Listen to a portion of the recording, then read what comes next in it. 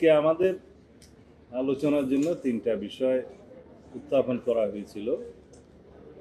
এক নম্বর প্রধান বিচারপতি নিয়োগ, 2 নম্বর জরুরি অবস্থা ঘোষণা সংক্রান্ত, আর 3 নম্বর তত্ত্বাবধায়ক সরকার পদ্ধতি সংক্রান্ত। আমরা মধ্যাহ্ন বিরতির আগেই মোটামুটি 2টা বিষয়ে প্রায় জাতীয় ঐক্যমত্য পোষণ হয়েছে। সে বিষয় 2টা আগে বলি। ইতিপূর্বে আমাদের এই 2টা বিষয়ে কিছুটা অগ্রগতি ছিল, যেহেতু সেই সময় কোনো উপসংহারে আসা যায়নি, সেজন্য আজকে আবার বিষয় 2টি উত্থাপন করা হয়েছে। সেজন্য আলোচনাও খুব বেশি করতে হয়নি। জরুরি অবস্থা ঘোষণা সংক্রান্ত সংবিধানের আর্টিকেল 141 ক সংশোধনের ব্যাপারে সব রাজনৈতিক দল একমত পোষণ করেছে এবং এটা আগের ঐক্যমত পোষণ হয়েছে। দ্বিতীয়, যে এই জরুরি অবস্থা ঘোষণা যেন রাজনৈতিক হাতিয়ার হিসাবে ব্যবহৃত না হয়, সে ব্যাপারেও ঐক্যমত পোষণ হয়েছে। কিন্তু এর প্রেক্ষিতে কি কি পরিবর্তন সংবিধানে আনতে হবে সেই বিষয়গুলোতে আগে বিস্তারিত আলোচনা হয়েছিল, কিন্তু ঐক্যমত আসা যায়নি। আজকে যেটা কনক্লুশনে আসা গেছে, তার মধ্যে আর্টিকেল 141 কতে কি কি বিষয়ে জরুরি অবস্থা ঘোষণা করা যায়, তার মধ্যে যুদ্ধ, বহিরাক্রমণ, এরপরে একটা আভ্যন্তরীণ গোলযোগের কথা বলা আছে। এই আভ্যন্তরীণ গোলযোগ যেহেতু একটা ব্যাপক টার্ম, এটা অপব্যবহার হওয়ার বা করার একটা সুযোগ ছিল, সেজন্য এইটা বিলুপ্ত করে তদস্থলে কি সংযুক্ত করা যায় সেই বিষয়টা নিয়ে তখনও বিস্তারিত আলোচনা হয়েছে। আজকেও হয়ে একটা সিদ্ধান্ত আসা গেছে যে এই শব্দ দুটির পরিবর্তে যদি এখানে রাষ্ট্রীয় স্বাধীনতা, সার্বভৌমত্ব এবং অখণ্ডতার প্রতি হুমকি, রাষ্ট্রীয় অখণ্ডতার প্রতি হুমকি বা মহামারী বা প্রাকৃতিক দুর্যোগ, এই শব্দগুলো প্রতিস্থাপনের জন্য আমারও প্রস্তাব ছিল, হাউজের অনেকেরই প্রস্তাব ছিল। তো এখানে আরও একটা শব্দ ছিল, সেটা আজকে আর আলোচনায় আসেনি, তা হলো কনস্টিটিউশনাল ক্রাইসিস যদি হয়। এটাও অ্যাগেইন এমন একটা বড় টার্ম যে সেটাকে বিভিন্নভাবে ইন্টারপ্রিট করা যেত, সেই জন্য আমরা আর ওদিকে যাইনি। তো এই শব্দগুলো প্রতিস্থাপিত হবে আভ্যন্তরীণ গোলযোগের শব্দ দুটির জায়গায়, এ বিষয়ে ঐক্যমত হয়েছে।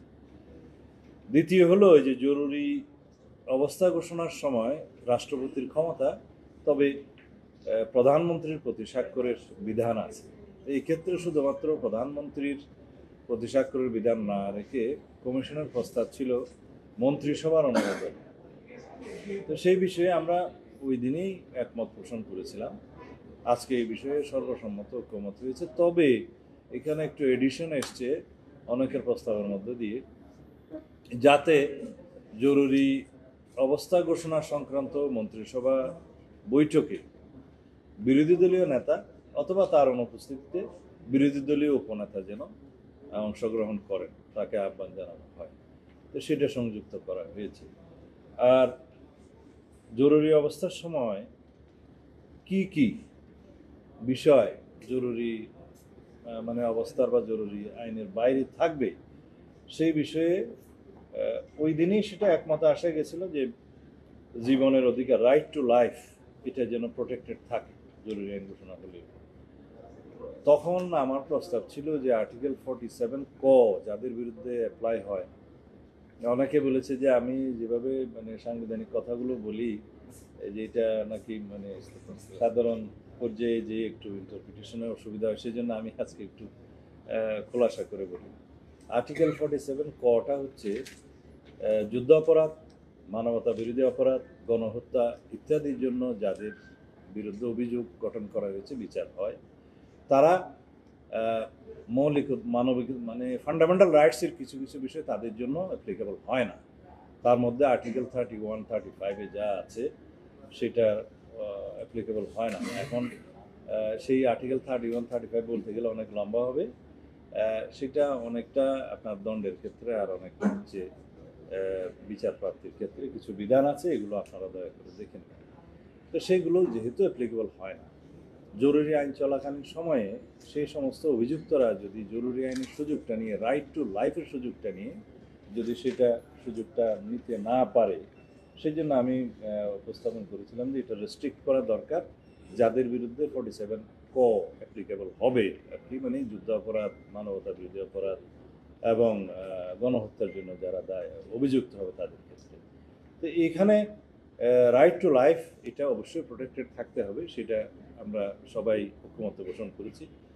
আর একটা বিষয়, ঐকমত্য কমিশনের প্রস্তাবে এসছে যে বিচার ও দণ্ড সম্পর্কে বিদ্যমান সংবিধানের 35 অনুচ্ছেদে বর্ণিত মৌলিক অধিকারসমূহ যেন খর্ব করা না হয়।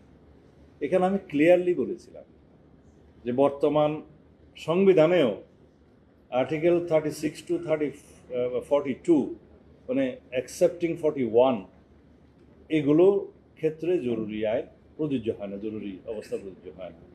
এখানে 41 হচ্ছে ওই ধর্ম পালনের অধিকার, প্রিচিংয়ের অধিকার ইত্যাদি, এটা কখনো এই জরুরি আইনের আওতায় আসে না, এটা আর্টিকেল 41। একইভাবে 35ও ওখানে উল্লেখ করা নাই। তা আমার যুক্তি ছিল যে এটা অলরেডি বাইরে আছে, জরুরি আইনের বিধানের বাইরে, সেটা আবার এখানে পুনরুল্লেখের আসলে দরকার ছিল না। তো সেটা হচ্ছে বিভিন্ন আদালতে, ট্রাইব্যুনালে মামলা করার অধিকার জনগণের থাকবে এবং নিজের বিরুদ্ধে নিজে সাক্ষী দিতে পারবে না, এরকম অধিকার আছে। আরেকটা বিষয় ওই দিন আলাপে এসেছিল, সেটা হচ্ছে কারো বিরুদ্ধে লাঞ্ছনামূলক, নির্যাতনমূলক, নিবর্তনমূলক কোনো আচরণ করা যাবে না। ওই বিধানটা আসলে আর্টিকেল 35-এর সাবসেকশন 5-এ উল্লেখ আছে, তারপরেও সেদিন সেটা উল্লেখ করেছিল। তা আমরা সেটা দ্বিমত তখন পোষণ করি না, এই জন্যে যে জনগণ আসলে জানতে চায় যে তার কি কি অধিকার প্রোটেক্টেড থাকবে জরুরি আইন ঘোষণা হলেও, জরুরি অবস্থা ঘোষণা হলেও।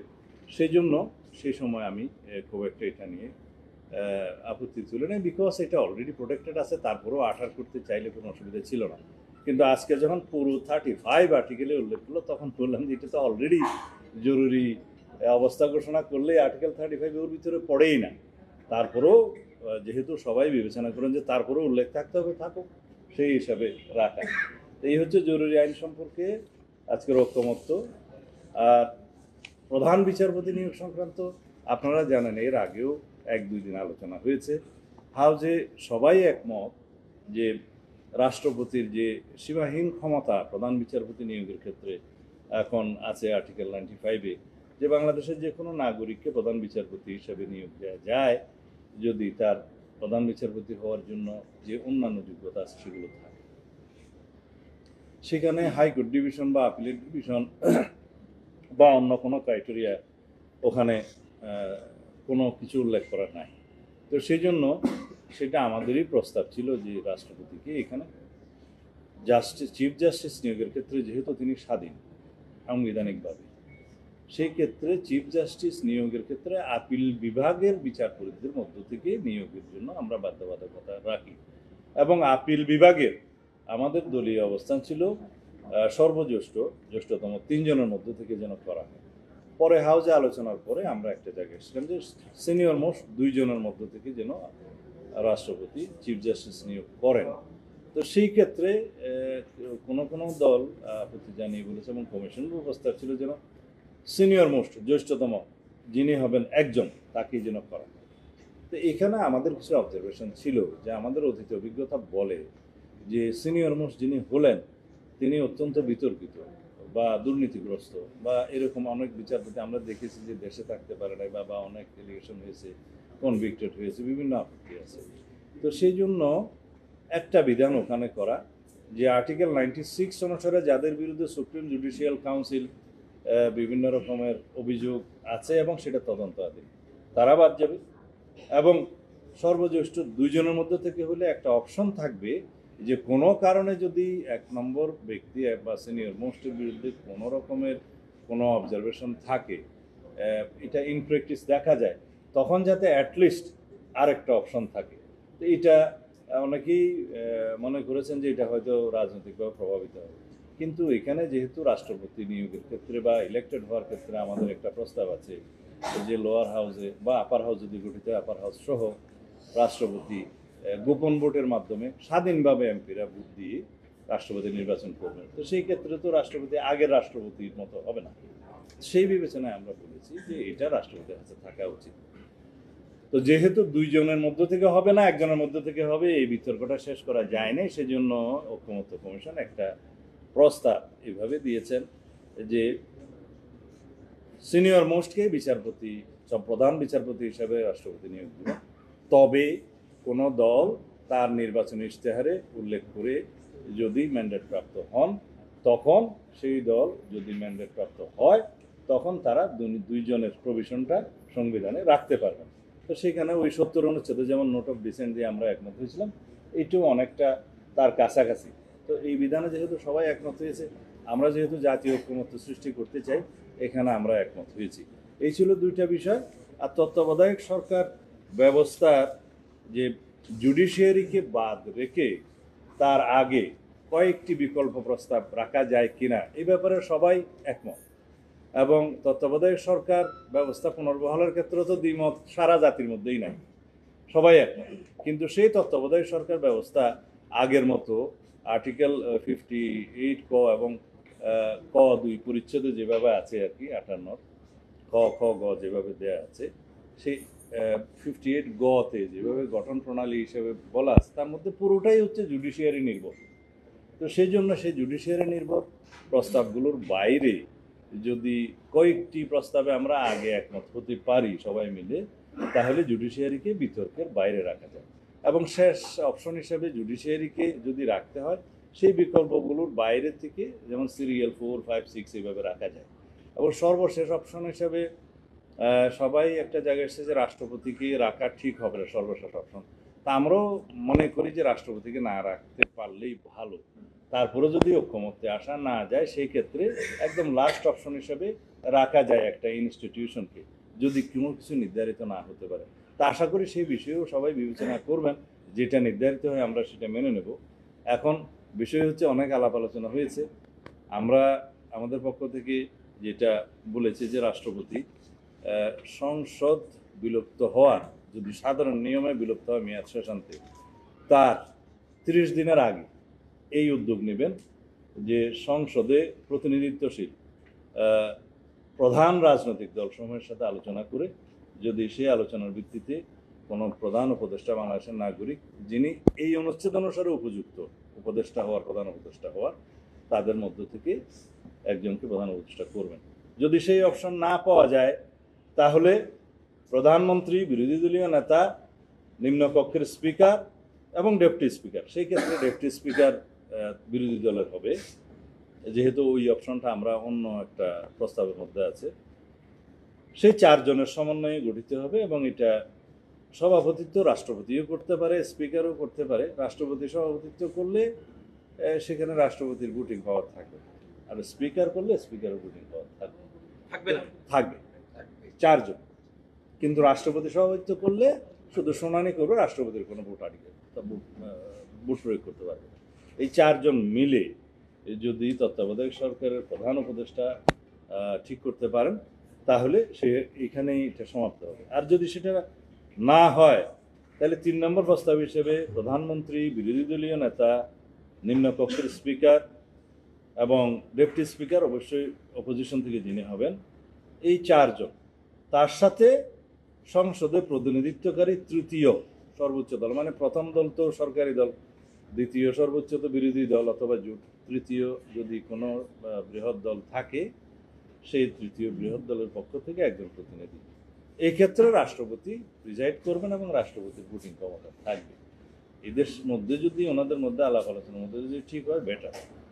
এটাও যদি না পাওয়া যায়, না হয়, তাহলে প্রধানমন্ত্রী, 4 নম্বর প্রস্তাব, প্রধানমন্ত্রী, বিরোধী দলীয় নেতা, নিম্নকক্ষের স্পিকার, সংসদে প্রতিনিধিত্বকারী বিরোধী দলগুলোর মধ্যে, এখানে আবার প্রধান বিরোধী দল বাদে যারা ন্যূনতম 5% ভোট পেয়েছে, তাদের প্রত্যেক দলের পক্ষ থেকে একজন, এখানে কিন্তু সবগুলো দল মিলে একজন, প্রত্যেক দল, এক্ষেত্রে রাষ্ট্রপতির ভোটিং ক্ষমতা থাকবে।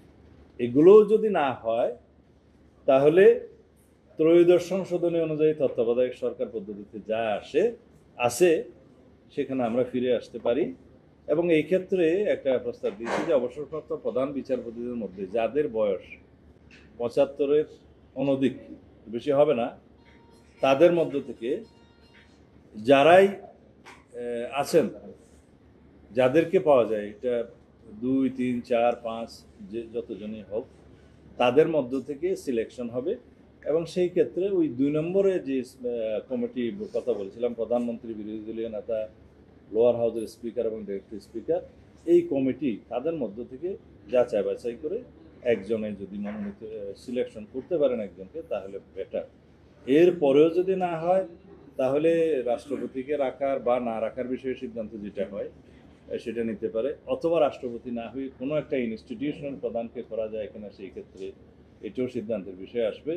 অথবা হাউসে যে প্রস্তাবগুলো ঐক্য কমিশনের পক্ষ থেকে আসছে, যে আপার হাউস, লোয়ার হাউসের, এবং আরেকটা কি যেন ভোটিং পদ্ধতি বলেছে, যে র্যাঙ্কিং পদ্ধতিতে র্যাঙ্ক চয়েসের পদ্ধতিতে সিটগুলো আলোচনা হতে পারে, ওগুলো আর আজকে আলোচনা হয়নি। আর অন্য একটি দলের পক্ষ থেকে আরও একটি প্রস্তাব এসছে, ওনারা কালকে দিবেন বলেছেন সেই প্রস্তাব, তখন আসলে দেখা যাবে। তা আমরা চাই তত্ত্বাবধায়ক সরকার পদ্ধতির মধ্যে কয়েকটা বিকল্প আসুক, এক্সক্লুডিং জুডিশিয়ারি, যেহেতু জুডিশিয়ারিকে বিতর্কের বাইরে রাখাটাই হচ্ছে সবার উদ্দেশ্য। এটা ব্যাপারটা হচ্ছে আমরা একটা ডেমোক্রেটিক প্র্যাকটিসের মধ্যে থাকতে চাচ্ছি। যেমন রাষ্ট্রপতি সংসদে প্রতিনিধিত্বশীল সকল মানে প্রধান রাজনৈতিক দলগুলোর সাথে বসা, ওখানে তো ভোটাভুটির বিষয় নেই, ওখানে আছে আলোচনার বিষয়, ওখানে ভোটের কথা বলা হয়। এখন আলোচনার মধ্য দিয়ে যদি জাতি এক জায়গায় আসতে পারে, ভালো। আর একই ক্ষেত্রে যেখানে আপনারা বললেন যে প্রধানমন্ত্রী, বিরোধী দলীয় নেতা, নিম্নকক্ষের স্পিকার এবং deputy speaker from the opposition, এই 4 জনের মধ্যে যদি ভোটাভুটির কোনো প্রভিশন থাকে, তাহলে তো 2-2 হবে, খুব স্বাভাবিক। আমরা চাচ্ছি আলাপ আলোচনার মধ্য দিয়ে জাতি দেখুক যে পজিশন অপোজিশন সবাই একটা জায়গায় এসছে। এখন ভোটাভুটির বিষয়টা তারপরের থেকে শুরু হয়েছে। আপনারা অবশ্যই অতীত ইতিহাস বাংলাদেশের দেখেছেন যে ঐকমত্যের ভিত্তিতে যেটা হয়েছিল, যেমন জাস্টিস শাহাবুদ্দিনের ক্ষেত্রে তিনি চিফ জাস্টিস থেকে ভাইস প্রেসিডেন্টের পদে শপথ নিলেন, তারপরে প্রেসিডেন্ট রিজাইন করার পরে অ্যাক্টিং প্রেসিডেন্ট হলেন। এখানে তো কোনো আইন কানুন করতে হয় না, সেটা ঐকমত্যের ভিত্তিতে হয়েছে। এটা ছিল কনস্টিটিউশনের বাইরে, পরে সেটাকে কনস্টিটিউশনালিটি দেওয়ার জন্য একটা সংবিধান সংশোধনই করতে হয়েছে, যে ওনাকে আবার ব্যাক করানোর জন্য চিফ জাস্টিস হিসাবে। ঐক্যমতে পৌঁছালে আইন এবং সংশোধনী কোনো বিষয় না। আর্টিকেল 96 অনুসারে সুপ্রিম জুডিশিয়াল কাউন্সিলের যাদের বিরুদ্ধে অভিযোগ আসে, সেই অভিযোগগুলো কাদের বিরুদ্ধে, কারা ডিল করে, সেই অভিযোগগুলো ডিল করে এক্সিস্টিং চিফ জাস্টিস এবং তার পরবর্তী 2 জন সিনিয়র মোস্ট অ্যাপেলেট ডিভিশনের জাস্টিস। এখন তারা কি তাদের বিরুদ্ধে নিজেরা কোনো কমপ্লেন দায়ের করবে? আশা করি করবে না। যদি বাইরে থেকে কোনো অভিযোগ আসে, সেটা রাষ্ট্রপতি নিজের একটা অপশন আছে যে কোনো অভিযোগ আনার জন্য, সেটা তদন্ত করবে কারা, ডিসিশন নেবে কারা, সেটাও তো তারা। তো সুতরাং এগুলো হচ্ছে যে খুব একটা সেভিং ক্লজ, যদি সেরকম গুরুতর কোনো কিছু না থাকে, তো আশা করা যায় অবশ্যই সেগুলো সুপ্রিম জুডিশিয়াল কাউন্সিলের বিবেচনার জন্য হবে না, কারণ এটা তো ডিল করবে না তারা। না, এখানে চিফ জাস্টিস যেহেতু নিজে আর প্রার্থী হচ্ছেন না, সেই ক্ষেত্রে আশা করা যায় চিফ জাস্টিস নিউট্রাল থাকবেন, যেহেতু তো ওনার তো আর হওয়ার সুযোগ নাই, উনি তো রিটায়ার করে যাবেন। তো এগুলা সবগুলো রাখা সেভিং ক্লজ, যাতে ভবিষ্যতে এরকম গুরুতর অভিযোগ যাদের বিরুদ্ধে আসে তারা যেন কনসিডার না হয়, এবং সেটা ডিল করবে তো জুডিশিয়ারি নিজে, ওখানে তো আর কোনো এক্সিকিউটিভের ফাংশন নাই। Thank you.